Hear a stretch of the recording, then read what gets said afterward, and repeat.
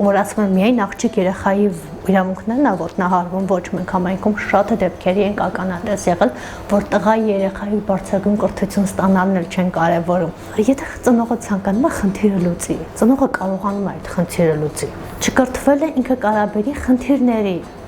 իսկ կրթվել է կարաբերի շատ լուրջ խնդիրների լուծման։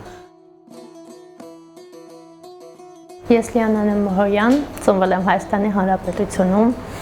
արմատներով Արագածոտնի մարզի Ալագյաց համայնքի Ալագյաց գյուղից եմ, միջնակարգ կրթություն եւ բարձրագույն կրթություն ստացել եմ Երևանում, առաջին մասնագիտությունս բժշկական ոլորտն է, բուժվակն եմ ավարտել։ Ինձ առաջարկ եկավ, որ թերթին Զագրոց քրթական պաշտոնաթերթին խմբագիր է հարկավոր, խմբագիր եւ միևնույն ժամանակ թղթակից,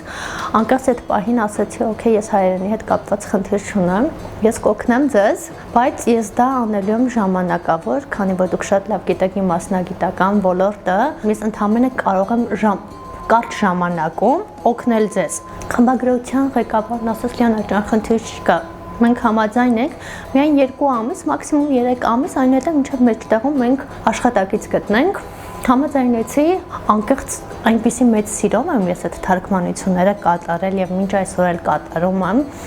որ ակամայից չեմ ցանկանում համայնքից հեռանալ։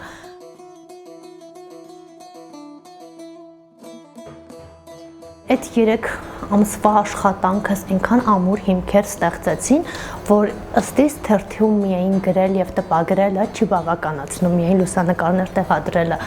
Ես հեռուստաընկերության առաջարկ արեցի համայնքում, ասացի, որ կարելի է գտնել մեկ հեռուստաընկերություն։ Առաջին հեղինակային հաղորդումս Դենգե Խերիբի է, օտարության ձայն թարգմանությամբ հաղորդմանս անունը այդպես է, որ մինչ այսօր էլ հաղորդումս շարունակական բնույթ է կրում։ Արդեն մոտավոր 3 տարի է, որ Երևանի պետական համալսարանի Հայագիտական ինստիտուտի հայ-քրդական առողջությունների բաժնի աշխատակից եմ։ Մեծ սիրով եմ կատարում, մեջտեղում ունենք մեկ ձեռքբերում, իմ հեղինակային գիրքն է, մայրենի լեզվով մեր, Կուրմանջի բարբառով, ու սա իմ 5 տարվա հետազոտական աշխատանքների արդյունքն է։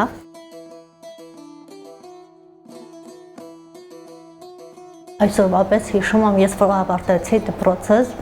հայրս ասեց պարապում ենք բժշկական ընդունվելու համար, ոգևորված հեռախոսով այն ժամանակ էլ հեռախոսների այդ կարգետ լարով հեռախոսները վերջացել էին, արդեն բջջային հեռախոսներն էին, տատիս ասեց չեմ հասկանում, գյուղից բան ես արել, հիմա էլ բարձրագույնի ես տալիս, ի վերջո նորմալ չի, դու ինչ ես անում, արդեն տարիքն է, աչքին կնող է, գեղեցիկ է, պետք է ամուսնանա, հայրս կտրականապես դեմ էր ամուսնության, ու նույնիսկ դեմ էր այն մարդկանց փորձում է խորհրդով հանդես գալ, որ փոքր տարիքում են ամուսնացնում։ Եթե ծնողը ցանկանում է խնդիրը լուծի, ծնողը կարողանում է այդ խնդիրը լուծի։ Եթե իսկապես ծնողը նպատակ ունի երեխայի հետ միասին աշխատանք է տանում, որ բարձրագույն կրթությունը ավելի կարևոր է,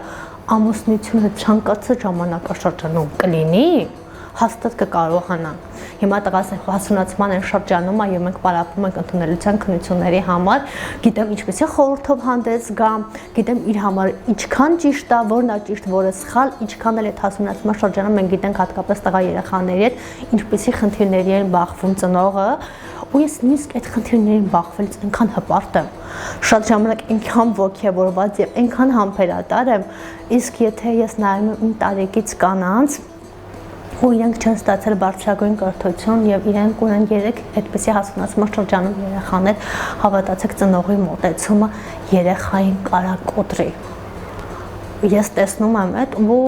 կրթությունը շատ կարեւոր է։ Չկրթվել է ինքը կարաբերի խնդիրների, իսկ կրթվել է կարաբերի շատ լուրջ խնդիրների լուծման։